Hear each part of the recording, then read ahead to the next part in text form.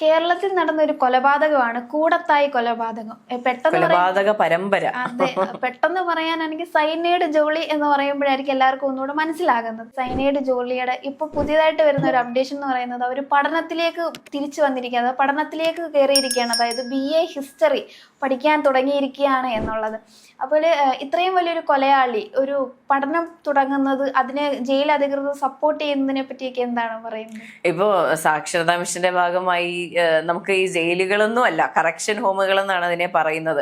ഇപ്പോ നമ്മുടെ നിയമ സംവിധാനം വെച്ച് നമുക്കൊരു എന്താ പറയാ, എല്ലാവരെയും ശിക്ഷിക്കുക എന്നുള്ളതിനേക്കാൾ ഉപരി ഒരാളെങ്കിലും അതിൽ നിന്ന് രക്ഷ നേടി അതിൽ നിന്ന് മാറ്റം വന്ന് പുറത്തേക്ക് വരികയാണെങ്കിൽ അത്രയും നല്ലത്. അങ്ങനെയാണ് നമ്മുടെ നിയമം അനുശാസിക്കുന്നത്. അതുകൊണ്ട് തന്നെ ജോളി എന്നല്ല, ആരാണെങ്കിലും ഇപ്പൊ ഗോവിന്ദച്ചാമി ആണെങ്കിലും പഠിക്കണം എന്ന് പറഞ്ഞാൽ പഠിപ്പിക്കും. അതാണ് നമ്മുടെ നിയമ സംവിധാനം. നമ്മുടെ റിഫോർമേറ്റീവ് ലോ പറയുന്നതും അത് തന്നെയാണ്. ഇപ്പോൾ ജോളി പ്രീ ഡിഗ്രി വരെ പഠിച്ചിട്ടുള്ളൂ, പക്ഷേ IIT-യിലെ ജോലിക്കാരിയാണ്, ഉദ്യോഗസ്ഥയാണ് എന്നാണ് പറഞ്ഞിരുന്നത്. ഇപ്പോൾ IIT-യിലെ ഉദ്യോഗസ്ഥയാണ് എന്ന് ഈ IIT-ക്ക് മുന്നിലെ ചായക്കടയിലെ തൊഴിലാളികൾ പോലും വിശ്വസിച്ചിരുന്ന, അവിടുത്തെ ജീവനക്കാർ പോലും വിശ്വസിച്ചിരുന്ന ഒരു കാലമുണ്ട്. ഇപ്പോൾ ജോളിയുടെ ഭർത്താവ് മരിച്ചപ്പോൾ അവിടെ IIT-യിലെ ടീച്ചറിന്റെ ഭർത്താവ് മരിച്ചു എന്ന് പറഞ്ഞ് മരണത്തിന് പങ്കെടുക്കാൻ വന്ന ജീവനക്കാരുണ്ടായിരുന്നു. അപ്പോൾ ഇതൊക്കെ എങ്ങനെയാണെന്ന് പോലീസിന് സംശയം തോന്നിയ ഒരു സംഭവമായിരുന്നു, ഒരു കാലമായിരുന്നു ഉണ്ടായിരുന്നത്. അപ്പോൾ ഇവർ എന്നും ആ കടയിൽ ഭക്ഷണം കഴിക്കാനും ചായ കുടിക്കാനും ഒക്കെ ആയിട്ട് പോകും ദിവസേന. അപ്പോൾ ഇവരോട് പറയുന്നത് ഞാൻ ഈ IIT-യിൽ പഠിപ്പിക്കുകയാണെന്ന് പറയും. അങ്ങനെ എല്ലാവരുടെയും വിശ്വാസ്യത നേടുന്നു. ഒരു നാടിനെ തന്നെ പറ്റിച്ച ഒരു സ്ത്രീ 2002 മുതൽ 2016 വരെ 14 വർഷങ്ങൾ കൊണ്ട് എത്ര പേരെയാണ് കൊന്നൊടുക്കിയത്. വളരെ സിമ്പിളായിട്ട്. എന്നിട്ട് അതേ വീട്ടിൽ തന്നെ സുഖമായി ജീവിക്കുന്നു, അടുത്ത ആളെ കല്യാണം കഴിക്കുന്നു, ആദ്യം ഭർത്താവിന്റെ അച്ഛനെയും അമ്മയും കൊല്ലുന്നു, ഈ പറഞ്ഞ ബന്ധുക്കളെ കൊല്ലുന്നു, ഭർത്താവിനെ കൊല്ലുന്നു. അതിനുശേഷം ഒരാളെ ഇഷ്ടമാകുന്നു, അയാളുടെ ഭാര്യയും മകളെയും കൊന്ന ശേഷം അയാളെ വിവാഹം കഴിക്കുന്നു. എനിക്ക് ഈ പറഞ്ഞ വ്യക്തിയുടെ ഈ കേസുമായി ബന്ധപ്പെട്ട ഈ കേസിനെ പറ്റി കൃത്യമായി പഠിച്ചിട്ടുള്ള ഒരു വ്യക്തിയുമായി കഴിഞ്ഞ ദിവസം സംസാരിക്കുകയായിരുന്നു. തമാശ പറഞ്ഞതാണെങ്കിലും ആ കുട്ടി പറഞ്ഞത്, ഏത് നിലയിൽ എത്തേണ്ട സ്ത്രീയാണ്, ഒരു ക്രിമിനൽ മൈൻഡ് വന്നില്ലായിരുന്നുവെങ്കിൽ എവിടെയെങ്കിലും എത്തേണ്ട ഒരു സ്ത്രീയായിരുന്നു. കാരണം അത്രയും ക്രൂക്കഡ് ആയിട്ടുള്ള ഒരു മൈൻഡാണ് അവർക്കുള്ളത്, അല്ലെങ്കിൽ അത്രയും ബുദ്ധിപരമായി ചിന്തിക്കാൻ ഒരു മൈൻഡുണ്ട്. ഇത്രയും ക്രൈം ഒക്കെ ചെയ്തിട്ട് ജയിലിൽ ഇരുന്നുകൊണ്ട് വീണ്ടും പഠിക്കണം, മുന്നോട്ട് പോകണം എന്ന് ചിന്തിക്കുന്ന ആ മനസ്സിനെയാണ് എനിക്ക് മനസ്സിലാകാത്തത്. എന്തായാലും അപ്പോൾ ഈ 6 പേരെ കൊലപ്പെടുത്തിയ കേസിൽ 2002 മുതൽ ഇപ്പോൾ 24 വർഷങ്ങൾ കഴിഞ്ഞിരിക്കുന്നു.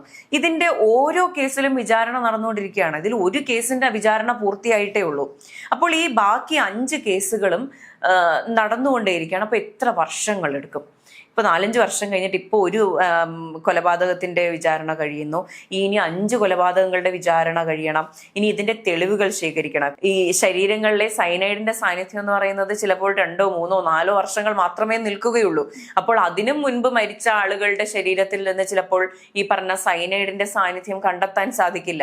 അങ്ങനെ ഈ കേസ് നീണ്ടുപോകുക എന്ന് പറഞ്ഞാൽ ഈ 10, 20, 30 വർഷങ്ങൾ ചിലപ്പോൾ നീണ്ടു പോകുമായിരിക്കാം. അതിനുള്ളിൽ ചിലപ്പോൾ ജോളി എന്ന വ്യക്തി ഈ പറഞ്ഞ ജയിലിനുള്ളിൽ തന്നെ തീരാനുള്ള സാധ്യതയുമുണ്ട്. അതൊന്നും തള്ളിക്കളയാൻ കഴിയില്ല. പക്ഷെ എനിക്ക് തോന്നുന്നു പുറത്തൊക്കെ വളരെ സന്തോഷത്തോടെയൊക്കെ ജീവിച്ചിരുന്ന ഒരാളല്ലേ. ഇപ്പോൾ സമയം പോകാനായിരിക്കാം പഠിച്ചത്. എന്തായാലും പഠിക്കുന്ന ഒരു വ്യക്തിയെ നിരുത്സാഹപ്പെടുത്തുന്നത് ശരിയല്ല. 8 പരീക്ഷകളിൽ 6 പരീക്ഷകൾ എന്തോ കഴിഞ്ഞിട്ടുണ്ട്. വീണ്ടും വളരെ ഒപ്റ്റിമിസ്റ്റിക് ആയിട്ട് മുന്നോട്ട് പോകുകയാണെന്നാണ് അറിയാൻ സാധിക്കുന്നത്. നമുക്കറിയാം, പ്രീ ഡിഗ്രി വിദ്യാഭ്യാസത്തിലാണ് ഇത്രയും വലിയ കാര്യങ്ങൾ ചെയ്തത്. അതായത് ഒരു 4ാം ക്ലാസ്സുകാരന്റെ ബുദ്ധിയല്ല എന്നൊക്കെ പറയുന്ന പോലെ. 2002 മുതലാണ് കൊലപാതകം നടത്തി വന്നത്. 2014 വരെ അവർ പിടിക്കപ്പെടാതെ, 2016, 2014 വരെ പിടിക്കപ്പെടാതെ അവർ മുന്നോട്ട് കൊണ്ടുപോയത് തന്നെയാണ്. അതും അടുപ്പിച്ച് ഒരു കൊല നടത്തേണ്ടി വന്നു. ഏതൊരു കുറ്റവാളിക്ക് ഒരു ചെറിയ പിഴവ് സംഭവിക്കുമെന്ന് പറയുന്നത് പോലെയായിരുന്നു. അടുപ്പിച്ചൊന്ന് കൊലപാതകം ചെയ്യേണ്ടി വന്നപ്പോഴാണ് എല്ലാവർക്കും സംശയം വന്നതും അതിന്റെ പേരിൽ കേസ് വന്നതും നടത്തുന്നതും ഒക്കെ ശരിക്കും അതും ഒന്ന് ശ്രദ്ധിച്ചു തന്നിരുന്നെങ്കിൽ വേണമെങ്കിൽ ഇപ്പോഴും ഒരു കൊലപാതകം നടത്തി ഒരു സുഖമായിട്ട് തന്നെ അവർ ജീവിച്ചേനെ. അവര് IIT-യിലെ പ്രൊഫസർ ആണെന്നുള്ള രീതിയിൽ തന്നെ എല്ലാവരെയും പറ്റി ജീവിതകാലം മുഴുവൻ വേണമെങ്കിൽ ജീവിച്ചിരുന്നേനെ. ഇപ്പൊ ഈ വിദ്യാഭ്യാസം എടുക്കുന്നവർക്ക് പുഷ്പം പോലെ ഇത്രയൊക്കെ ചെയ്യാനുള്ള ഒരു ബുദ്ധിയും കഴിവുള്ളവർക്ക് പുഷ്പം പോലെ BA ആയാലും MA ആയാലും എടുത്ത് നല്ല വിദ്യാഭ്യാസത്തോടെ പോകാൻ തന്നെ സാധിക്കും. അതെ, ആതിര നമ്മുടെ കറിയൻ സൈനയുടെ സീരീസ് കണ്ടിട്ടില്ലേ? എനിക്ക് തോന്നുന്നു ഞാനൊരു ദിവസം രാത്രിയാണ് ഇങ്ങനെ ഫ്ലാറ്റിലിരുന്ന് ഇതിങ്ങനെ കാണുന്നത്. എന്തൊരു ഭയാനകമാണ് ഈ സിറ്റുവേഷൻ. അതിനകത്ത് ഈ പറഞ്ഞ ജോളിയുടെ ഭർത്താവിന്റെ മുൻ ഭർത്താവ്, കൊലപ്പെടുത്തിയ ഭർത്താവിന്റെ സഹോദരിയുടെ ബൈറ്റ് ഒക്കെ കാണുന്നുണ്ട്. ശരിക്കും ഈ കേസ് കൊടുക്കുന്നത് ജോളിയുടെ മരിച്ചുപോയ ഭർത്താവിന്റെ സഹോദരനാണ്. ഇതിലെന്തോ സംശയമുണ്ട് എന്ന് പറയുന്നു. അതുപോലെ ഈ സഹോദരി ഈ പറഞ്ഞ ശവസംസ്കാരം കഴിഞ്ഞെങ്കിൽ പോലും ഈ ശരീരങ്ങളെല്ലാം പുറത്തെടുത്ത് പരിശോധന നടത്തണം എന്നൊക്കെ ആവശ്യപ്പെട്ടതും അതിന് മുന്നിട്ട് നിന്നതും ആ സ്ത്രീയായിരുന്നു. അതുപോലെ തന്നെ ഈ ഡോക്യുമെന്ററിയിൽ അവർ പറയുന്നുണ്ട്, ഈ ശരീരങ്ങളെല്ലാം പുറത്തെടുത്തപ്പോൾ നാട്ടുകാരൊക്കെ ചോദിച്ചു എന്തുവായി കാണിക്കുന്നതെന്ന്. പക്ഷെ അതിൽ നിന്ന് പോരാടിയത് കൊണ്ടാണ് ഈ സത്യം പുറത്തു വന്നത്. ഇനിയും കൊലപാതകങ്ങൾ നടന്നേനെ, ചിലപ്പോൾ ഈ സഹോദരിയും കൊലപ്പെടുത്തുന്ന ഒരു സംഭവം ഉണ്ടായേനെ. ഈ ജോളി ഇതെല്ലാം ചെയ്തത് ഈ സ്വത്ത് തട്ടിയെടുക്കാൻ വേണ്ടിയിട്ടായിരുന്നു. സ്വത്ത് തട്ടിയെടുക്കണം, ഇതുണ്ടാകണം, അത് കിട്ടണം, ഇത് കിട്ടണം എന്നുള്ള ഒരു സ്വത്തിനോടുള്ള അമിത ആക്രാന്തം കൊണ്ട് ഒരു കുടുംബത്തെ ആകെ തുടച്ചു നീക്കുന്നൊരു സംഭവം ഉണ്ടായി. അതുപോലെ ഈ ഡോക്യുമെന്ററിയിൽ തന്നെ ഈ സഹോദരി പറയുന്നൊരു കാര്യമുണ്ട്. ഈ അറസ്റ്റിലാകുന്നതിന്റെ തലേ ദിവസം ജോളിയുടെ 2 മക്കളും ചേർന്ന് എന്നെ വിളിച്ച് ഇങ്ങനെ കരഞ്ഞു പറഞ്ഞു, അമ്മയാ എല്ലാരെയും കൊന്നത് എന്ന് പറയുന്നു. അപ്പോൾ അവർ കുഞ്ഞുങ്ങൾക്ക് നിർദ്ദേശം കൊടുക്കുകയാണ്, വായിൽ തുണി എന്തെങ്കിലും വെച്ചിട്ട് കിടന്നുറങ്ങണം, വായിൽ വിഷം ഒഴിക്കുമെന്ന് അറിയില്ല. അങ്ങനെ വളരെ ബ്രൂട്ടലായിട്ടുള്ള ഒരാൾക്ക് ഇങ്ങനെ ചെയ്യാൻ കഴിയുമോ എന്ന് നമുക്ക് തോന്നുന്ന അത്രയും ക്രൈം ചെയ്ത ഒരാള് വളരെ സിമ്പിളായിട്ട് ഹാപ്പി ആയിട്ട് അവിടെ ഇരിക്കുന്നു. ഇതൊക്കെ കാണുമ്പോഴാണ് ശരിക്കും നമ്മുടെ നിയമ സംവിധാനം എന്ന് പറഞ്ഞാൽ ആൾക്കാർ വിമർശിക്കുന്നത്. ഇപ്പോൾ ഈ പറയുന്ന ക്യാപിറ്റൽ പണിഷ്മെന്റ് അല്ലെങ്കിൽ 6 പേരെ കൊന്നതുകൊണ്ട് അവരെ തൂക്കിക്കൊല്ലണം ഒന്നും ആവശ്യപ്പെടാൻ അങ്ങനെയൊന്നും ചിന്തിക്കുന്ന ഒരാളല്ല ഞാൻ. എന്നിരുന്നാൽ തന്നെയും കൃത്യമായ ശിക്ഷ ലഭിക്കണം, സത്യം പുറത്തു വരണം. എങ്ങനെയാണ് ഇത്രയും കാലം ഇതിങ്ങനെ കാണാമറയത്തിരിക്കുന്നത്? ഇതെങ്ങനെയാണ് പറഞ്ഞതുപോലെ പുറത്തു വരാതിരിക്കുന്നത്? എന്താണ് സത്യം? എന്താണ് അവർ ചെയ്തത്? എങ്ങനെയാണ് ചെയ്തത് എന്നതിനെ പറ്റി കൃത്യമായിട്ടുള്ള അന്വേഷണം നടക്കണം. അതുപോലെ തന്നെ വിചാരണ കാലാവധിയൊക്കെ പെട്ടെന്ന് പൂർത്തിയാകണം. ഇത്രയും കാലതാമസം എടുക്കുക എന്ന് പറയുന്നത് തന്നെ like delayed justice is not justice എന്ന് പറയുന്ന പോലെയാണ്. താമസിച്ചല്ല, കൃത്യമായ സമയത്ത് ഇതിന്റെ വിചാരണ നടപടികൾ പൂർത്തിയായി അവർക്ക് ശിക്ഷ ലഭിക്കണം.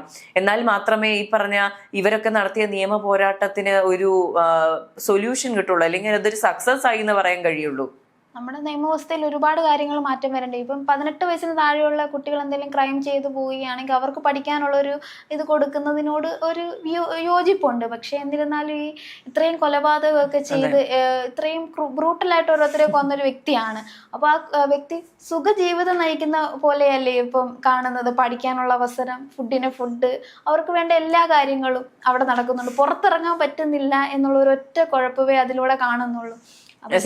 നമ്മുടെ ലോ റിഫോർമേറ്റീവ് ആയതുകൊണ്ട് തന്നെ അവർക്കും പശ്ചാത്താപം വന്ന് അവർ ചെയ്തത് തെറ്റാണെന്ന് തിരിച്ചറിഞ്ഞ് സാധാരണ ജീവിതം നയിക്കാൻ കഴിയുന്നെങ്കിൽ കഴിയട്ടെ എന്നാണ് നമ്മുടെ നിയമം അനുശാസിക്കുന്നത്. അതല്ലാതെ നമുക്ക് ഇറാനിലൊക്കെ സംഭവിക്കുന്ന പോലെ കുറ്റവാളികളെ ആ കാരാഗ്രഹവാസത്തിലേൽപ്പിക്കുക അല്ലെങ്കിൽ ഒന്നും ചെയ്യാതിരിക്കേണ്ടി വരിക, അങ്ങനെയൊക്കെ ചെയ്യുന്നത് മനുഷ്യത്വരഹിതമായിട്ടാണ് നമ്മുടെ നിയമം കാണുന്നത്. എന്തായാലും ഈ പറയുന്ന പോലെ ഈ പറഞ്ഞ വിചാരണയെങ്കിലും പൂർത്തിയായി ശിക്ഷ ലഭിക്കട്ടെ എന്നേ നമുക്ക് ആഗ്രഹിക്കാൻ കഴിയുള്ളൂ.